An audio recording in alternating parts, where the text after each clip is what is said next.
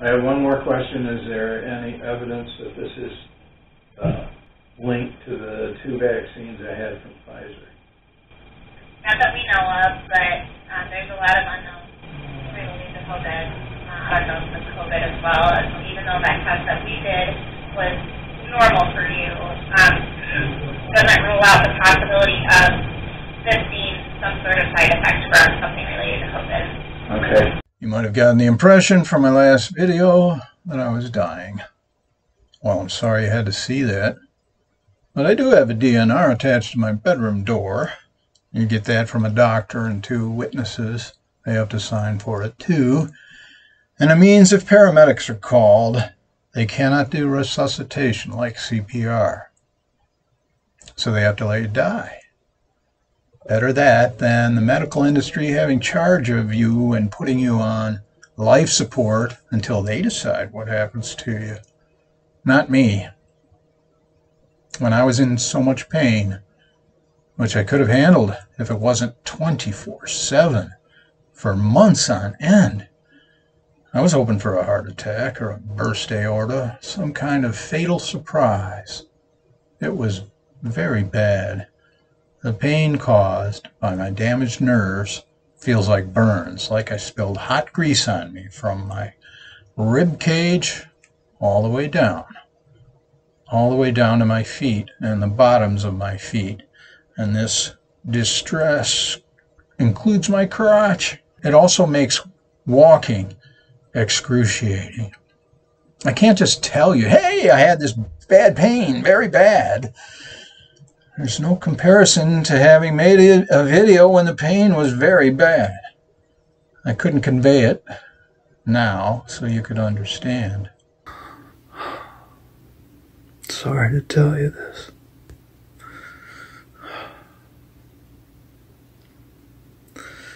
Would you pray for me? Thank you. Why tell you, though? Because I did think I would die. And I couldn't do that without saying goodbye.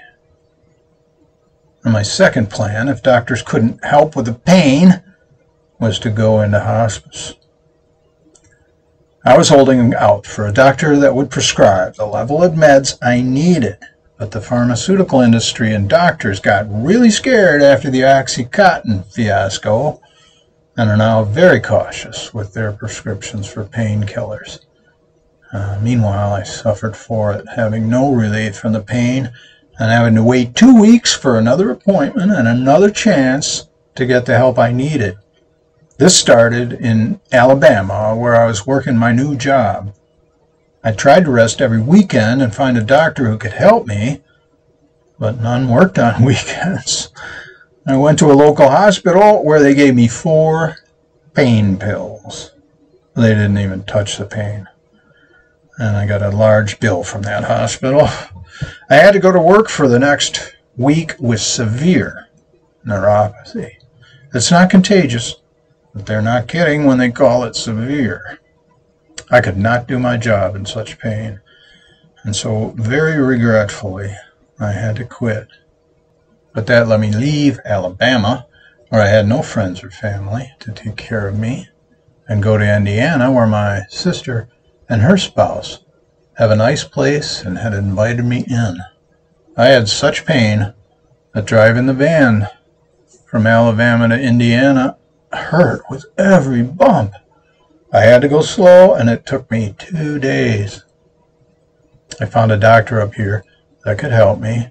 I asked my sister to go with me, to vouch for me. I'm not some pill popper, but I got some of the level of meds I needed to dull the pain, but not nearly enough. The pain got worse as we slowly upped my meds over a month or 2. I was in a pain coma. Just a quick video to show you I'm alive. Not alive and well, though. That's been a really rough time. I would eat something, take my pills, go to the bathroom, get back in bed, and sleep for hours or just lie there still, because rolling over caused severe pain. I was almost catatonic. It was during this time that I requested the DNR. My sibs concurred and they signed it. They know I have an extraordinary pain tolerance. So they knew this was an extraordinary pain I was dealing with. One sad story. I was dreaming, and I was dreaming that I was in such pain that I was crying. I woke up because the pain woke me up, and it was so severe. I sat up, and I was waking up, and I touched my face, which was wet. I had been crying in my sleep. I called my sibs and told them. Well, that's when we agreed on the DNR. They were so sad for me, but they understood.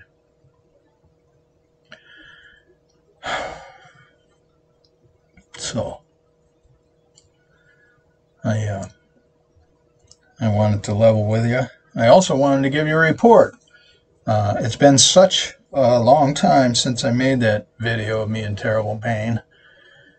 I've grown a beard. I'm properly medicated, which is heavy doses of gabapentin, but I need them. If I have some delay in taking the pills, it feels like someone spilled hot oil all down the front of me, from my rib cage down to the tips of my toes. This is nerve damage. It's not contagious, but it is just incredibly painful. While I had the camera running, the doctor's office called me back with the latest blood test and all the things that they had learned from the latest blood test, which did not diagnose my neuropathy, but we know what it isn't. So a lot of you, after that first video, made a lot of comments with suggestions about what medications might help and what it might be that's causing this.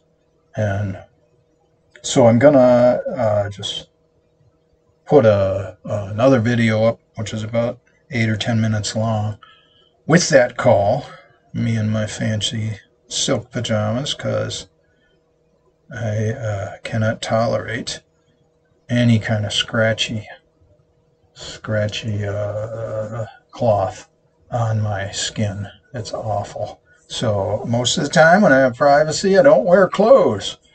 And when I don't have privacy, I wear my purple silk pajamas, which only cost $30. I thought they would cost a lot more. And that does the job. And I also have like ballet tights for men that I put on. They're real tight, but they keep my jeans when I take a walk from scraping my legs. Something to keep my legs from scratching. It's like smooth tights, so my pants don't rub and scratch with every step. So I've developed some workarounds. I've got these sock liners. You can order anything over Amazon. So I put them on before I put on my socks. That's how severe this pain is. And I've whined enough. Here's the bottom line. I've decided to live on. I'm going to pull down that DNR. If I can have the meds I need, even though they make me so loopy that I cannot drive and I cannot ride a bike. I rode for about 3 miles and got honked at 3 times. So even though I was unaware, I must have been wobbling or not riding that bike properly if people honk at me. So that's that. I've been heavily medicated, and I know from other nerve damage. For instance, I accidentally froze the tip of my big toes while I was ice fishing, and that took 2 years for the tips of my toes to stop being numb.